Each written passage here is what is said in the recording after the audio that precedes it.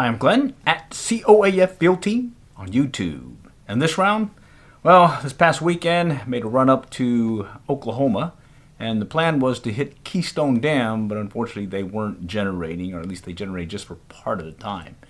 But it was an adventure. I initially started out hidden from the day job. Got a little delayed at work, but did finally hit the road. And guess what? My clutch, not the clutch going out, but the linkage that went to engage and disengage the clutch went out. And luckily it was just an easy fix, but kind of delayed me, so I fixed that.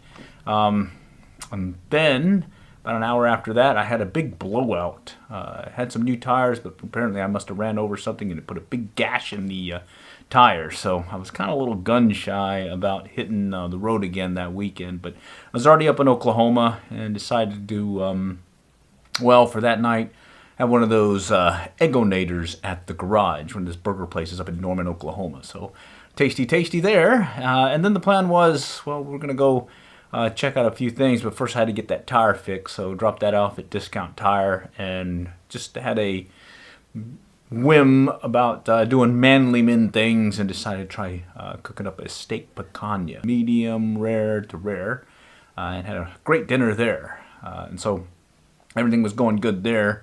Pretty much a chill weekend. We decided to go stop over there, a place called Bricktown or the Brickyard in downtown Oklahoma City, and just had a little brunch at this food place or coffee shop that serves some pretty tasty crepes, as well as this bulgogi wrap or bulgogi breakfast meal. So that was pretty good. And so from there, I decided to go and hit the road, head back to Texas, and well, the plan was to hit at least a dam over the weekend, and so I decided to go stop at Denison Dam. Been itching to go there for a while now, and luckily I was able to, and did a little scouting. Did note that the water has, or at least the layout has changed with them dredging up a lot of those the river, I think, to divert the water, or at least direct the water, so it didn't erode the banks as it was doing. And so they've done that, but it's a whole different place now.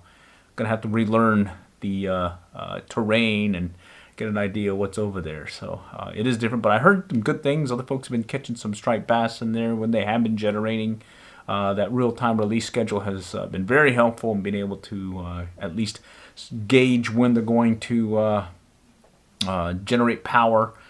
And then when they generate power, guess what? There's that water flow, and there's what you're looking for, especially when you're going to be doing maybe some floating jig rigs, or maybe doing some of that fly fishing. In this case, I like to use my switch rod and do some Skagit casting and catching some of those striped bass. And I did hear from someone that they said that Clouser minnow has been working out well for them, so I'm going to keep that in my back pocket. First chance I get to actually be able to hit Denison Dam when they're generating, I'm going to go for it, as well as keep an eye on the schedule for Keystone Dam, as well as Eufaula up in Oklahoma. I hear there's being some really good striped bass happening there, but you got to schedule, or at least you got to schedule things around the generation so that you have that water flow. And of course you have the Lower Illinois. That's always a good place to hit. Regardless of them generating or not, you can definitely find some fish in there. But anyhow, stay tuned.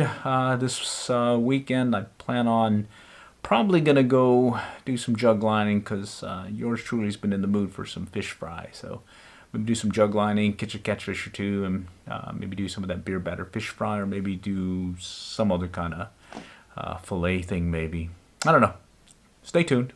All right, next time we'll catch you on. Good luck and good fishing.